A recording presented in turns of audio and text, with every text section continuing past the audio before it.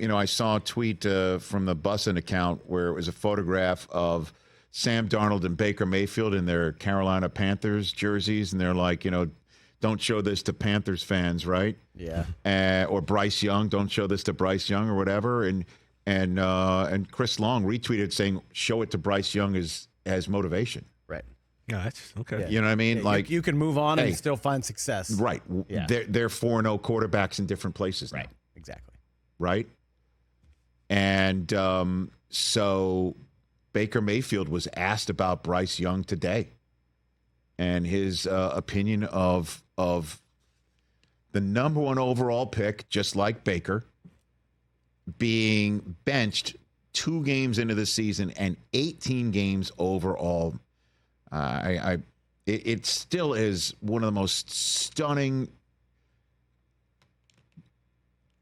benchings I can recall in the NFL. And I know he's looked lost and he's looked terrible, and the fact that he needs to take a break, like you can make a case, like the guy needs to be given a breather, right? But first overall picks are not supposed to need breathers. Right. But the Saints eviscerated him, and the Chargers did too.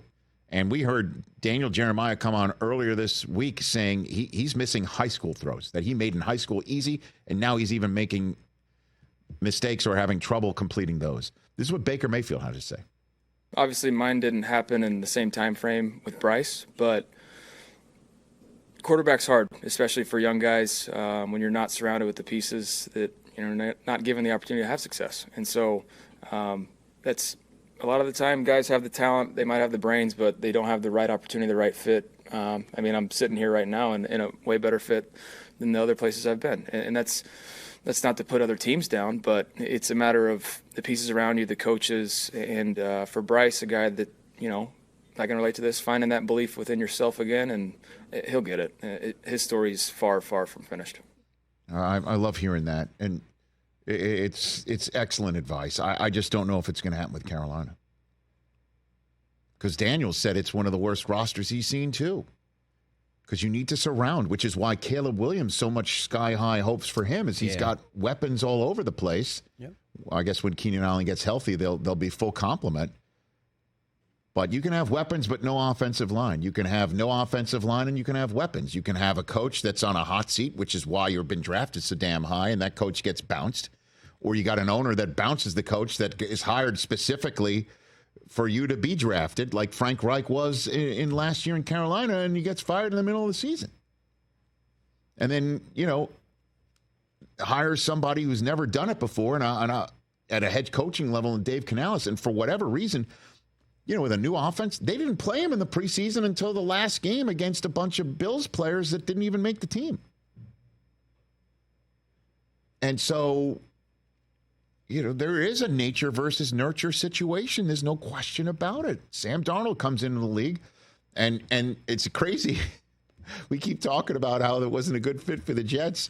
Do you know who Sam Darnold's first coach in the NFL was? Is Baker Mayfield's current one, where it's a great fit. Because the players are all there. And also, talk about a great fit. It's amazing how these things work. Yep. If you told Baker Mayfield this is a great fit for you, it's you following Tom Brady.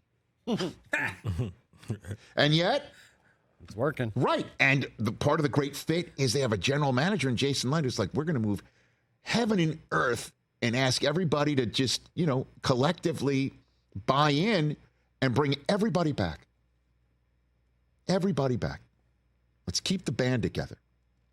And then Sam Darnold gets a new situation in Minnesota. You take a look at the NFC North.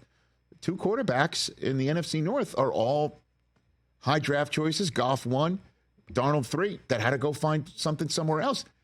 And another 2-0 quarterback is Geno Smith, who had a decade in between opportunities. And the crazy thing is the through line between this guy's opportunity, like Geno Smith, and it's being successful, and Baker Mayfield's opportunity for success and being successful is the guy who helped spark them both is the guy who just benched Bryce Young and was hired to make him work. And it's not a fit there just yet. Crazy. Can't make it up. can't make it up. Zach Wilson's first opportunity. How'd that work for him? Not so much. Yeah. Justin Fields' first opportunity. How'd that work out?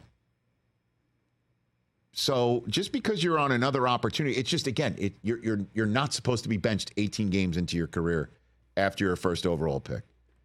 I mean, what did Troy start off after he went 1-15? Was he 0-2? I have to look that up. You know? Good question. Jimmy wasn't going to bench him. Nope. But he also had Irv with Emmett around the corner. Well, remember, Steve Walsh came in, so he could have, been benched. Didn't work out. Yeah, let's see. Troy was 0-11 in his rookie year. Right, and then his next year? Let's I mean, could you imagine? 7-9. Yeah, but what did they start? No, they won the first game. Okay, there you go. And then lost the next 3, so they were 1-3. 1-3. Wow. 1-3. Yeah. So Troy Aikman started his career 1-14. Correct. Bryce Young, 2-16, benched. But, the talent level is a different story. Both first overall drafted quarterbacks, totally different. I mean, there is a nature versus nurture aspect to this. Catch the Rich Eisen Show every single day on the Roku Channel, 12 to 3 Eastern, for free.